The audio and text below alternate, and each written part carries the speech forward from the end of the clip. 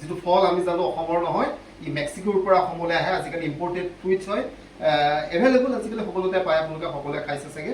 ইয়াক বিভিন্ন প্ৰক্ৰিয়াৰে খাব পাৰি, চেণ্ডউইচ বনাই খাব পাৰি, স্মুথি কৰি খাব পাৰি, বিভিন্ন প্ৰক্ৰিয়াৰে খাব পাৰি। আজি মই ভাবিছোঁ গৰমো বহুত আৰু স্মুথি কৰি পেলাই খাম। আৰু লগতে আপোনালোকে সকলোৱে খাইছে নিশ্চয়, তথাপিও মই ভাবিছোঁ আপোনালোকৰ লগত শ্বেয়াৰ কৰোঁ কেনেকৈ মানে স্মুথি বনাব পাৰি, এটা সুন্দৰ ডিজাৰ্ট আইটেম আমি কেনেকৈ খাব পাৰোঁ। আৰু ইয়াক বনোৱাটো একো জটিল নহয়। ইয়াৰ কাৰণে কিছুমান শুকান ফল মূল লাগিব। মই আমাৰ ঘৰতে থকা কিছুমান কাজু বাদাম লৈছোঁ, খিচমিচ কেইটামান লৈছোঁ, আৰু শুকান আমি খেজুৰি কেইটামান লৈছোঁ। আৰু যদি ঘৰত থাকে তেতিয়াহ'লে ৱালনাট ল'ব পাৰি, কাঠবাদাম, যিকোনো শুকান ফ্ৰুইটছ ল'ব পাৰে আপোনালোকে। আৰু গাখীৰ লাগিব, আৰু লগতে মৌ ব্যৱহাৰ কৰিব পাৰি। আৰু যিহেতু আমি চেনি খুব কম খাওঁ, গতিকে চেনিৰ পৰিৱৰ্তে আমি মৌ লৈছোঁ। আপোনালোকে যদি মৌ নাথাকে তেতিয়াহ'লে আপোনালোকে চেনিও ল'ব পাৰিব। এতিয়া আহকচোন চাওঁ আমি কেনেকৈ এভাকাডোৰ পৰা আমি সুন্দৰ খাব পৰা স্মুথি তৈয়াৰ কৰিব পাৰোঁ। আহক, প্ৰথমতে আমি কাটিবলৈ যত্ন কৰি চাওঁ কেনেকুৱা ধৰণৰ ফ্ৰুইটছটো। ইয়াৰ ভিতৰত এটা টান গুটি থাকে, এই কাটোতে অকণমান সাৱধান হ'ব লাগিব। সুন্দৰকৈ কটাৰীৰে কাটি ল'ব। কাটি লোৱাৰ পিছত ই সম্পূৰ্ণ ধুনীয়াকৈ দুফাল হৈ যাব। ঠিক সুন্দৰকৈ এনেকৈ দুফাল হৈ যাব। দুফাল হোৱাৰ পিছত আপোনালোকে দেখিব ভিতৰত এটা খুব টান গুটি এটা আছে। গুটিটো আমি আঁতৰাই দিব লাগিব।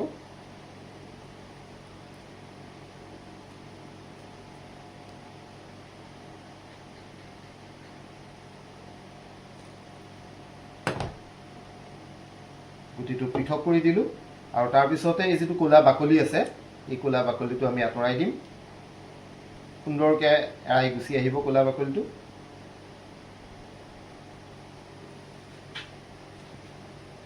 এয়া দেখিছে সুন্দৰকৈ ওলাই আহিছে। এইখিনি আপুনি থৈ ল'লে এইটো আমি পেলাই দিব লাগিব। ইয়াৰ মঙহাল অংশটো আমি ৰাখি দিম।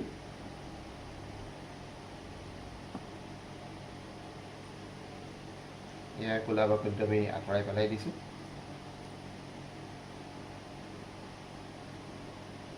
এতিয়া গোটেই বস্তুখিনি আমি মিক্সি এটাত লৈ ল'ম। মিক্সিত লৈ ল'লোঁ।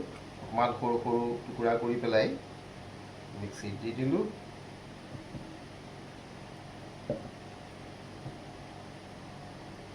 এইটো একেবাৰে ধুনীয়া বাটাৰৰ নিচিনা। আৰু ইয়াৰ লগতে মই ইতিমধ্যে গুটিকেইটা উলিয়াই থৈছোঁ। এই শুকান খেজুৰিকেইটা দি দিছোঁ। শুকান খেজুৰিকেইটা দিয়াৰ পিছতে আমি গোটাই লোৱা আমি কাজুকেইটা আমি দি দিম। কাজুকেইটা আমি দি দিম। লগতে খিচমিচকেইটাও আমি দি দিলোঁ। খিচমিচকেইটা দি দিলোঁ। মৌ আমি অকণমান জোখৰ মৌ অকণমান লৈ আহিছোঁ। এইকণ জোখৰ হ'ব, একদম পিছল হৈ যায় হাতটো। এই মৌখিনি গোটেইখিনি লাগিব নিশ্চয়। মই মৌখিনি ইয়াত দি দিলোঁ। তাৰপিছতে এইখিনি পেষ্টটো বনাবৰ কাৰণে আমি প্ৰথমতে কম পৰিমাণে গাখীৰ দিম। তাৰপিছত আমি যেনেকুৱা থিকনেছত আমি খাব বিচাৰোঁ তেনেকুৱা থিকনেছত আমি গাখীৰ দি পেলাই ফ্ৰিজত অকণমান ঠাণ্ডা কৰি পেলাই আমি খাম। এতিয়া মিক্সিটোত মই গোটেই বস্তুখিনি ভৰাই লৈছোঁ। ভৰাই লোৱাৰ পিছতে আমি এতিয়া মিক্সিত ইয়াত মাৰি দিম। মাৰি দিয়াৰ পিছত আমি ফ্ৰিজত থৈ পেলাই পৰিৱেশন কৰিম। এতিয়া আমি গোটেই বস্তুখিনি মিক্সিত অকণমান সময়ৰ কাৰণে মাৰিম।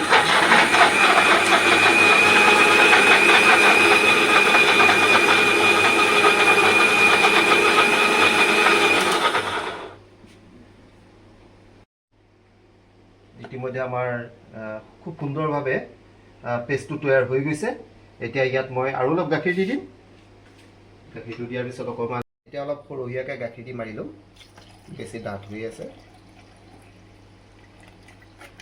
প্ৰায় 1 লিটাৰ গাখীৰ লাগে এটা এভাকাডো, প্ৰায় 250 গ্ৰামৰ এভাকাডো এটা মাৰিবৰ কাৰণে।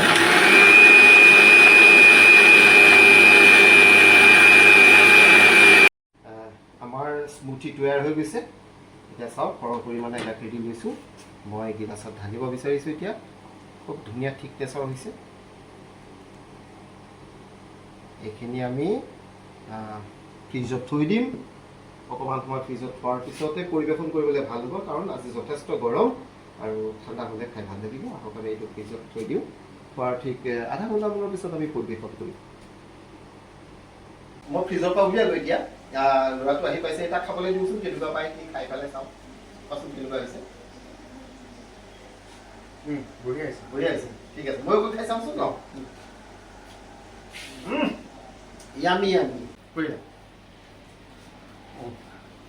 সঁচাকৈ কিন্তু জবাব নাই খুব সুন্দৰ স্মুথি হয় আৰু ইয়াক আলহী আহিলে ডিজাৰ্ট হিচাপে আপোনালোকে দিব পাৰে আৰু মোৰ এতিয়া খাই এনেকুৱা লাগিছে যে মই গুৱাহাটীলৈ গ'লে যিকোনো উপায় এটা এবাকতো লয়ে আৰু এটা দুটা কিবা এটা আৰু ইয়াৰ দাম 700 টকা প্ৰতি কেজিত পৰে গতিকে আপোনালোকে আনি খাব আৰু এনেকুৱা ধৰণৰ কিবা কিবি বহুত ফুডছ আছে আজিকালি সকলোবোৰ খাবলৈ যত্ন কৰিব আৰু মই মাজে মাজে এনেকুৱা ধৰণৰ দুই এটা বস্তু বনাব জানো আপোনালোককো শিকাম চেনেলটো ছাবস্ক্ৰাইব কৰি ল'ব আৰু পাৰিলে লাইক এটা দি দিব